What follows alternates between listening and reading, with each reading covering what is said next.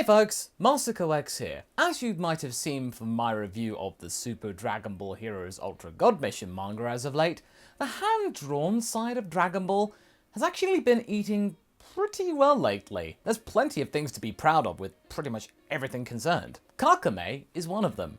Yes, I do know that this is done not by Shueisha or Bandai, but by a group of extremely talented Frenchmen, but it's managed to walk the line between things that the fans have craved for years and answering them well, and sometimes maybe straying into edgelord territory, but they've managed to stop that quite successfully. If you'd like to catch up with this series and it's gotten you intrigued to see where it came from, check out the link up top or down below for a handy playlist, and do subscribe to get the reviews of this and many other Dragon Ball works as soon as they come out. In short, this story doesn't have a Goku in it to ruin the story, so if you're looking for other characters to shine, for once, you're in the right place. Allow me to tell you more. Okay, so Saiyans haven't been in Kakumei for a while. If you wanted to see more of them, then this chapter is for you, since chapter 14's cover is dedicated to Vegeta, Cabba, Caulifla and Kale protecting Sadala, a right cornucopia of vegetables to consume. However, we must touch upon the events of last time out with Amaron, that's the Destroyer from Universe 14, or recently appointed Destroyer, completely eviscerating the inhabitants of Universe 10, which isn't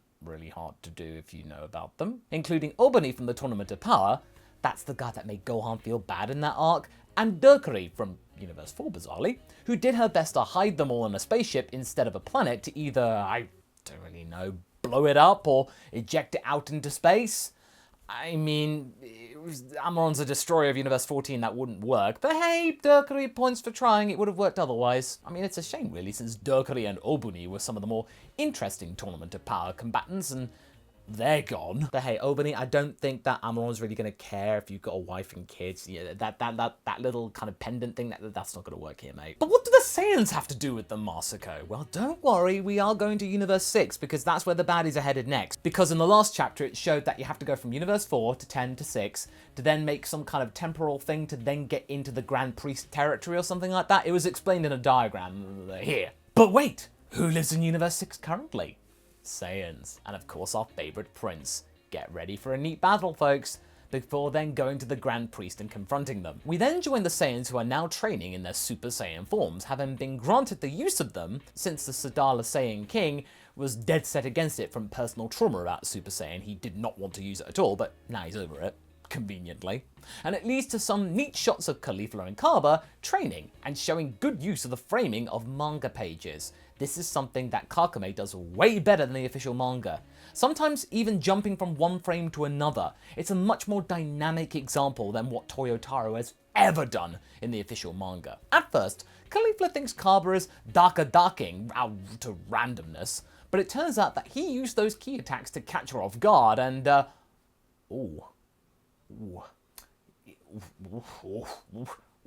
I know that's not supposed to be that, but if you weren't au fait with Dragon Ball and at first glance you have to do a double take here, this looks like Cabba just knocked Caulifla's head off.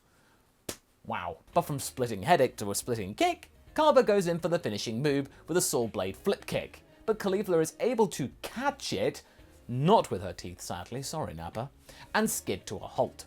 You gotta admit, this is pretty epic, right? This is just a sparring battle. She then did get cut on the forehead and the kick goes bang. There are some really cool moments here that look very intense and could easily go from simple training to complete dismemberment. Do you remember that scene in the previous chapter where Goten and Trunks are training with Whis and suddenly their guts are exploding out from their throats? Remember in chapter 1 when Goku's back muscles could be seen when he was sparring with Beerus? I mean, really? Chapter 14, it looks cool, but it's relatively tame when you read this. So yeah, Cabba wins, but the joke comes around expertly to show that this was the first time ever he's won in all of their sparring matches. Caulifla's won 18 times previously, but hey, Cabba's happy because, hey, he's now got a signature move and technique, which admittedly is pretty awesome. But the payoff of this gag, brilliant. And that technique, not bad, it's like a Kienza, but for your feet. Fortunately though, Caulifla here is much more easygoing than she has been written in earlier Kakumei chapters, and even praises Cabba as well. But Vegeta though, he's happy for them both, but can then sense Amaron, the big bad, and his goons arriving in their universe, and this leads to more action coming soon, inevitably, because this is Dragon Ball. So Vegeta has to go into action now and tell the king to prepare for this new challenge, to activate the plan.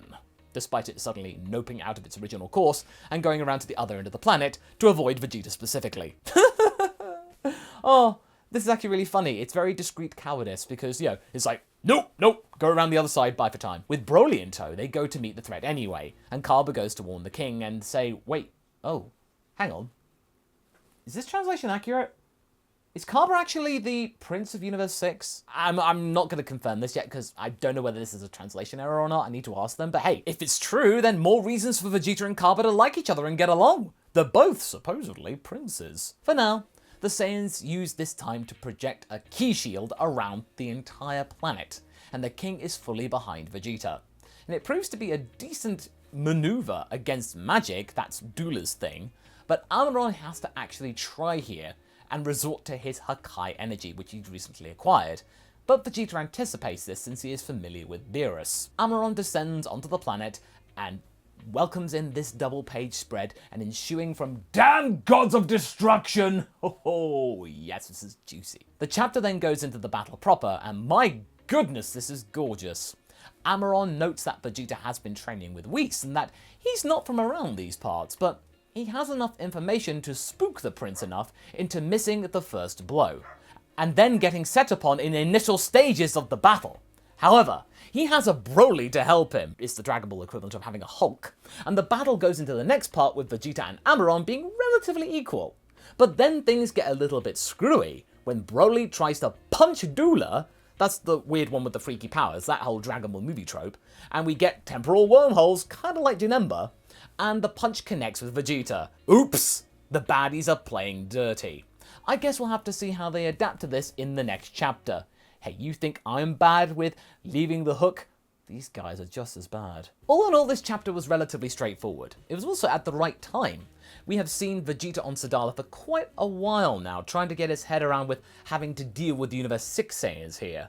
And it was sort of starting to really stagnate. I mean, we didn't really know where the end goal was. Was it really going to be here for 2 years until the big bad showed up for the final encounter? Well, no. That came here in this chapter with Amaron's arrival. Cool. It's a tangible checkpoint in the narrative in which to test Vegeta's promise, what he's been up to, and the Universe 6 Saiyans in general. And so far it's proving to be quite effective in coming up with a reasonable game plan against the Universe 14 assailants on the way to tackle the Grand Priest. Let's remind you folks that the Saiyans have no idea about that part of the plan. They think that these guys are here just simply to take them on. These goons are here just for the sake of Universe 6 Saiyans. Well, because Vegeta is very much aware there are random baddies coming from nowhere to beat them down since he's been around in Dragon Ball for so long, so this is nothing new here in his mind. This was the right time to showcase Vegeta's capabilities as a leader of a massive army. After all, we know that in the original series that Vegeta is incredibly smart and analytical in a battle. That's one of his saving graces. So what better thing to do here to enhance that with what he has to hand to see how he would handle being a general of a massive Saiyan army, something of which he was originally destined to do as the next king of the Saiyans, and he now can do that.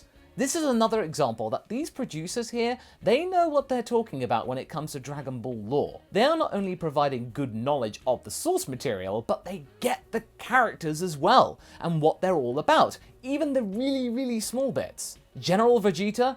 More of that please. We are satisfied with a simple prince, so we can see him now being a powerful military commander for an episode or two. So far it's been an actual decent show, and a very obvious assertion of strength to try and make an entire ki shield around a whole planet. And Sadala's a big boy. Hey, and yes, it may not have worked entirely, but come on, it's not every day you get a Destroyer knocking at your door.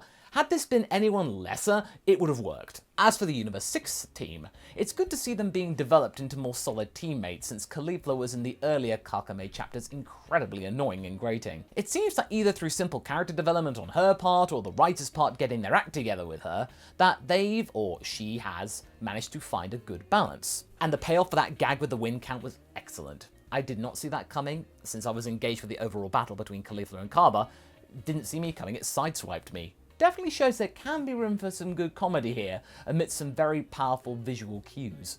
Good job there. As for the start of the battle with Amaron, Vegeta hasn't got a chance to do too much, but from what we can see, it's going to be a very good way of concluding what would be Kakumei's third volume, and actually possibly throw the Grand Priest a bone here, because it's quite clear that the Saiyans most likely will do enough to either win against Amaron, or at least make sure that he cannot get to the Grand Priest or has to escape planet Sadala, and Vegeta's almost going like, "Hey, I'm not done with you!" Or enough to actually get back to Universe 7, warn Whis and Beerus, and maybe then in turn warn the Grand Priest. That means when Amaron does get to the Grand Priest thing, he can actually deal with him. Because remember, the Grand Priest is stronger than pretty much most destroyers out there, in fact all of them. So what is Amaron going to do? Realistically, I think the Grand Priest will be fine, but hey, there is a certain amount of peril here. Remember with the official source material that Dragon Ball is very bad when it comes to actually raising the stakes and making peril a really good watchword?